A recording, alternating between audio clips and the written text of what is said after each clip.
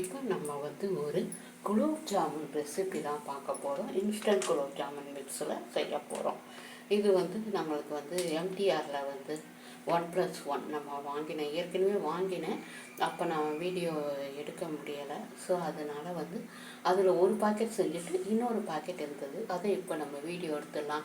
ஏன்னா ஹோலி பண்டிகை வருது, இன்னும் 2 நாளில் ஹோலி பண்டிகை வருது. அடுத்த மாதம் ரம்ஜான், தமிழ் வருஷப்பிறப்பு, தெலுங்கு வருஷப்பிறப்பு எல்லாமே வருது. ஸோ கொஞ்சம் ஸ்வீட் ரெசிபி போடலாம் அப்படின்னு சொல்லிட்டு ஃபஸ்ட்டு குலோப் ஜாமுன் ஆரம்பிச்சிருக்கேன் நான். குலோப் ஜாமுன் வந்து இது ஒரு பாக்கெட் வந்து இந்த டம்ளரில் வந்து நல்லா கோபுரமாக வந்து ஒரு டம்ளர் இருக்குது. ஸோ நான் இதை வந்து எடுத்திருக்கேன். இதை வந்து பிசைஞ்சு வச்சிடலாம். வச்சுட்டு அப்புறம் நம்ம வந்து பாகு காய்ச்சறது எப்படின்னு பார்க்கலாம். ஸோ கொஞ்சமாக தண்ணி தெளித்து நம்ம வந்து பிசையணும். ரொம்ப குழன்னு ஆகிடக்கூடாது. அதனால் பார்த்து நம்ம தெளிச்சிக்கலாம். கொஞ்சம் கொஞ்சமாக ட்ராப்பாக தெளிச்சிக்கலாம். நம்ம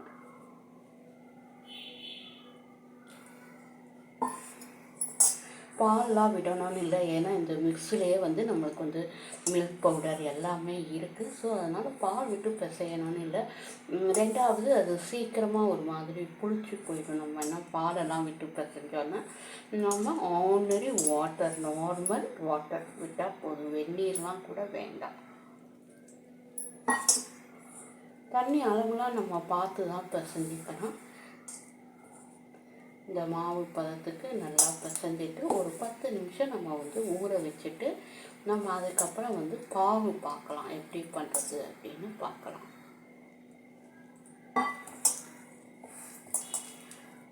ஸோ சரியாக இருக்கும். ஒரு 3 தடவை கொஞ்சம் கொஞ்சமாக தெளிச்சுட்டேன்.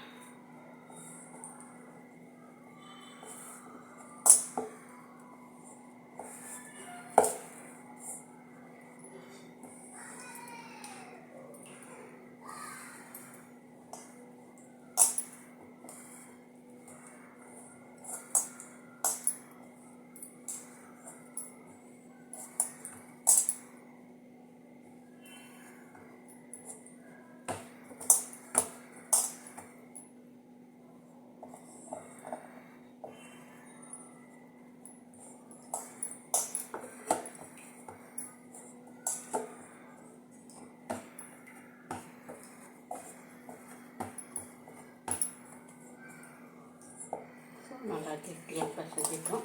இதை நம்ம ஊற விட்டுடலாம். ரொம்ப அழுத்தி பிசையணும்னு கிடையாது, லைட்டாக கொஞ்சம் பிசைஞ்சால் போதும்.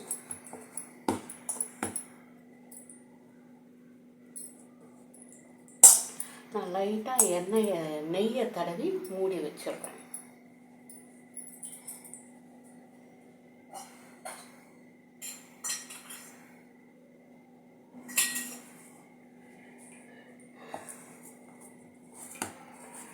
நெய்லாம் தடவணும்னு கிடையாது, சும்மா நான் வந்து தடவி வச்சிடுறேன். ஒரு தட்டை போட்டு நம்ம வந்து மூடி வச்சிடலாம். இது ஒரு 5 நிமிஷம் பாகு காய்ச்சற வரைக்கும் இருக்கட்டும். ஒரு 5-10 நிமிஷம் இருக்கட்டும். ஒரு மூடியை போட்டு நம்ம மூடி வச்சிடலாம். அவ்வளோதான். இப்போ வந்து நான் ஒரு வாங்கி எடுத்துருக்கேன். பால் காய்ச்சறதுக்கு எந்த கப் மாவு எடுத்தோமோ அதில் நான் வந்து ஒரு 3/4 கப்பு மேலே கிட்டத்தட்ட ஒரு டம்ளர் உள்ளடக்கி போட்டால் போதும். ரொம்ப கோபுரமாக வேண்டாம். இதில் ஒரு 1/2 டம்ளர் அளவு தண்ணி சேர்த்துக்கலாம். நம்ம கொஞ்சம் பிசு பதம் வந்தால் போதும்.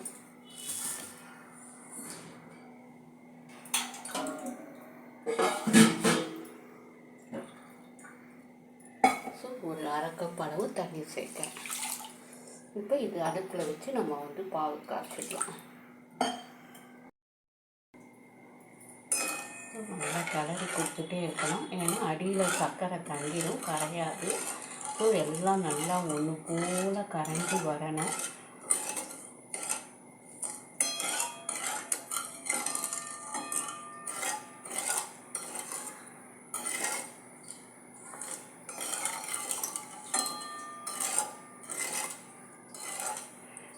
சர்க்கரை கரையட்டும், நம்ம பார்க்கலாம். ஸோ சர்க்கரைலாம் நல்லா கரைஞ்சிடுத்து நல்லா கொதிக்கட்டும். ஒரு 5 நிமிஷம் கொதித்தாதான் நம்மளுக்கு அந்த பிசுபிசுப்பு பதம் வரும்.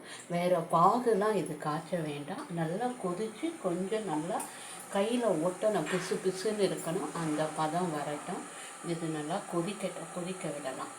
அதுக்கப்புறம் கொதிச்சப்புறம் நம்ம வந்து ஏலக்காய் தூளும், விருப்பப்பட்டால் நீங்கள் ஏதாச்சும் குங்குமப்பூ இருந்தால் சேர்த்துக்கோங்க. நான் லைட்டாக ஒரு எல்லோ ஃபுட் கலர் சேர்க்க போகிறேன். சேர்க்கணுன்னு கூட இல்லை, சும்மா லைட்டாக சேர்க்க போகிறேன். ஒரு பிஞ்ச் அளவு எல்லோ ஃபுட் கலர் சேர்க்க போகிறேன். இப்போ இது நல்லா கொதி வரட்டும். உங்களுக்கு கொதிச்சப்புறம் பார்ப்போம். ஸோ நல்லா ஒரு 5 நிமிஷம் கொதிச்சிருச்சு. இப்போ எப்படி இருக்குன்னு பார்க்கலாம். இப்போ தான் லைட்டாக கொஞ்சம் பிசுபிசுப்பு பதம் வந்திருக்கு. இன்னும் ஒரு 2 நிமிஷம் இருக்கட்டும்.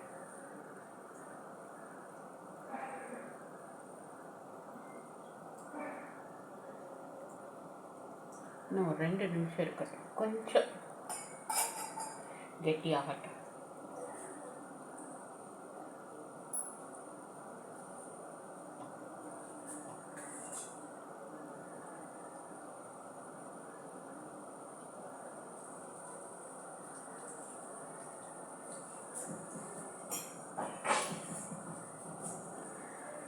நான் இங்கே வந்து கையில் வந்து கொஞ்சம் எண்ணெயை தடவிட்டு கொஞ்சம் மாவு எடுத்து நல்லா இப்படி உள்ளங்கையில் அழுத்தாமல் இப்படி உருட்டி வைக்க போகிறேன் மாவை.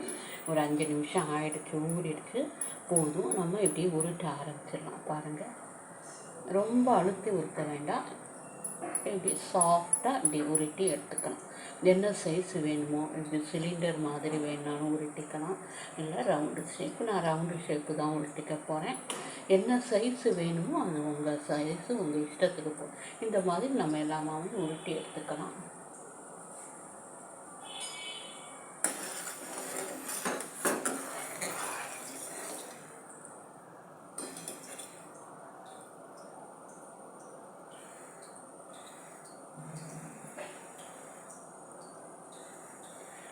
இன்னும் கொஞ்சம் பிசுபிசுப்பு பதம் வரணும்.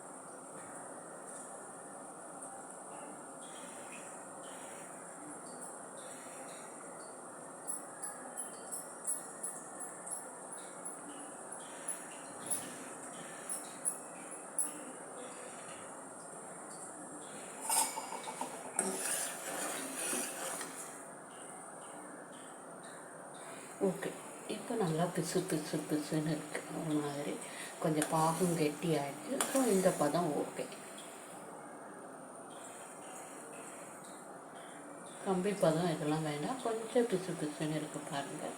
ஸோ இந்த மாதிரி பிசுப்பு பதம் வந்தால் போதும். நம்ம இதில் வந்து இப்போ வந்து கொஞ்சம் ஏலக்காயை சேர்த்துருவோம். நல்லா ஒரு ஸ்பூன் அளவு ஏலக்காய் சேர்த்துருக்கேன்.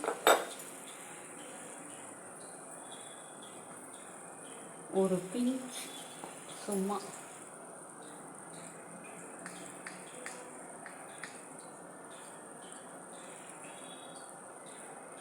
அவ்வளோதான். ஒரு எல்லோ ஃபுட் கலர் சேர்த்துருக்கேன். நீங்கள் ஹெல்த்தி இல்லைன்னு விரும்பினீங்கன்னா ஃபுட் கலர் சேர்க்க வேண்டாம். நான் லைட்டாக ஒரு பிஞ்சு கூட இல்லை சேர்த்துருக்கேன். இப்போ நம்ம இதை என்ன பண்ண போகிறோம், அடுப்பு ஆஃப் பண்ணிவிட்டு நான் லெமனை கட் பண்ணி வச்சுருக்கேன். ஒரு ட்ராப்பு தெரியுதா, ஒரு ட்ராப் விட்டுருக்கேன் நான். எதுக்குன்னா ரொம்ப விட்டால் புளிப்பாயிடும். இந்த பதம் வந்து மாறாமல் அப்படியே இருக்கும் உங்களுக்கு. ஸோ அதனால் வந்து நான் லெமன் ஒரு ட்ராப், 2 ட்ராப்பு விட்டுருக்கேன். ரொம்ப வேண்டாம், 2 ட்ராப் விட்டு நல்லா கலந்து விட்டுடுவோம். இந்த பதம் மாறாமல் நம்மளுக்கு அப்படியே இருக்கும். ஸோ அதுக்கு தான் வந்து லெமன் பிழிஞ்சேன். இப்போ நம்ம இதை எடுத்து வச்சுட்டு நம்ம எண்ணெயை வச்சிடலாம். கிட்டத்தட்ட நான் நிதானமாக உருட்டி வச்சேன். இந்த அளவுக்கு வந்து 35 உருண்டை கிடச்சிருக்கு. இப்போ எண்ணெய் சூடாயிடுச்சு.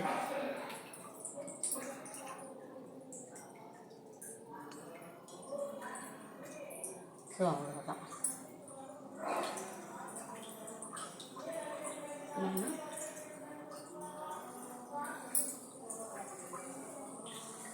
ஒரு 8 உருண்டையாக போடுவோம், ரொம்ப போட வேண்டாம். அடுப்பை சிம்மிலேயே வச்சுக்கோங்க.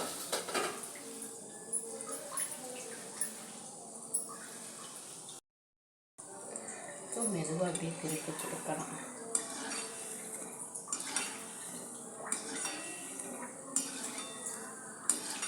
இது கொஞ்சம் சவக்கட்டும்.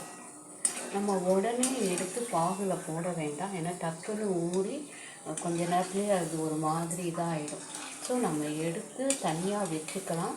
வச்சுட்டு அதுக்கப்புறம் ஒரு 5 நிமிஷம் கழித்து நம்ம இந்த உருண்டை சூடுலாம் ஆறினதுக்கப்புறம் நம்ம வந்து பாகில் சேர்த்தோன்னா நம்மளுக்கு நல்லா ஊறியும் இருக்கும், நல்லா குண்டு குண்டாகவும் இருக்கும். இல்லைன்னா உடஞ்சி போய் ஒரு மாதிரி ரொம்ப ஊறி பாகுலாம் சொதான்னு இருக்கும்.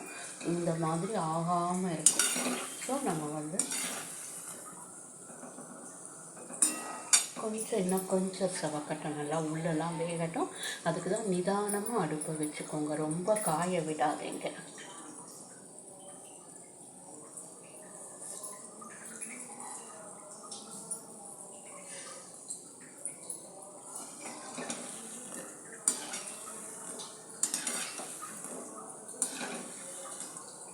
கொஞ்சம் நம்மளுக்கு கலர் கொடுத்தா தான் வந்து குலோப் ஜாமுன் ஒரு மாதிரி நல்ல ஒரு மெரூன் கலரில் இருக்கும் பாருங்கள்.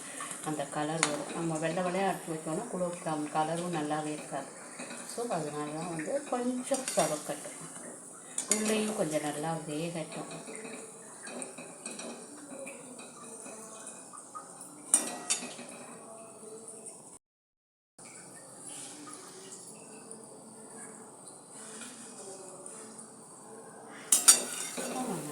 நல்லா கொஞ்சம் சவந்துட்டு ஒரு டிஷ்யூ பேப்பர் போட்டு வச்சுருக்கேன் வடிகட்டியில், அதில் எடுத்து போட்டு வச்சிடலாம். எல்லாத்தையும் மொத்தமாக பொரித்து எடுத்துட்டு அதுக்கப்புறம் நம்ம வந்து பாகில் போடும்போது பார்க்கலாம்.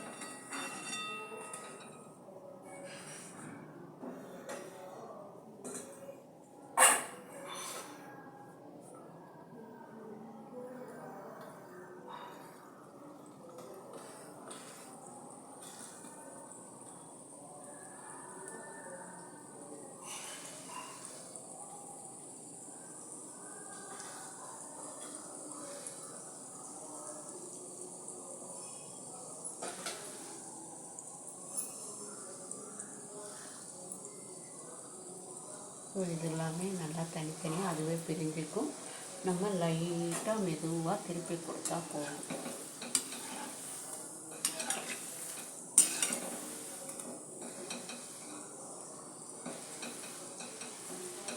கொஞ்சம் சின்னதாக வேணால் பிடிச்சிக்கோங்க. நீங்கள் இன்னும் கொஞ்சம் சின்னதாக போட்டிங்கன்னா கொஞ்சம் நிதானமான சைஸாக இருக்கும். அப்படியே ஒன்று எடுத்து சாப்பிட்றாப்ப இருக்கும். இது இன்னும் ஊறிக்குன்னு இன்னுமே வந்து குலோப் ஜாமுன் கொஞ்சம் பெருசாக சக்கரை பாகில் ஊறிக்கு. இப்போ எல்லாத்தையும் நம்ம இது பண்ணி எடுத்துடலாம், பொரிச்சு எடுத்துடுவோம் எல்லா உருண்டைகளையும். ஸோ எடுத்து ஒரு 5 நிமிஷம் வச்சுட்டு நல்லா சூடு ஆறிடுச்சு. ஓரளவு வந்து வெதன்னு தான் இருக்கும் உங்களுக்கு. ரொம்ப அந்த கொதிக்க எடுத்து போட்டால் தான் சட்டுன்னு அப்படியே பாகு உறிஞ்சிட்டு இதாகும். ஸோ அதனால் ஒரு 5 நிமிஷம் வச்சுட்டு கொஞ்சம் சூடு வெதன்னு இருக்கும்போது நான் வந்து சேர்த்துக்கிறேன். நம்ம இந்த குலோப் ஜாமுன் சேர்த்துக்கிறேன்.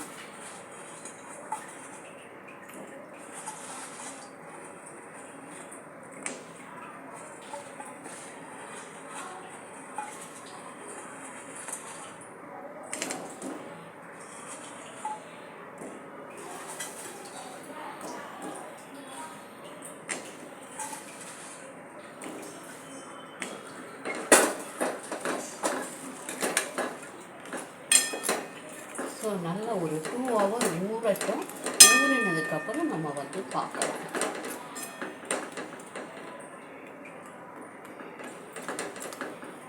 இது சரியாக இருக்கும். உங்களுக்கு ரொம்ப குலோப் ஜாமுன் நிறைய பாகு காய்ச்சணுன்னா ஒரு மாதிரி அந்த தண்ணிலாம் வேஸ்ட்டாக போகும். ஸோ அதனால் நம்ம வந்து அளவாக வச்சுருக்கோம், வேறு ஒன்றும் இல்லை. இது நல்லா 2 hours ஊறட்டும். இப்படியே ஒரு மூடியை போட்டு மூடி வச்சுருவோம். ஊறினதுக்கப்புறம் நம்ம வந்து பார்க்கலாம் எப்படி இருக்குது அப்படின்ட்டு.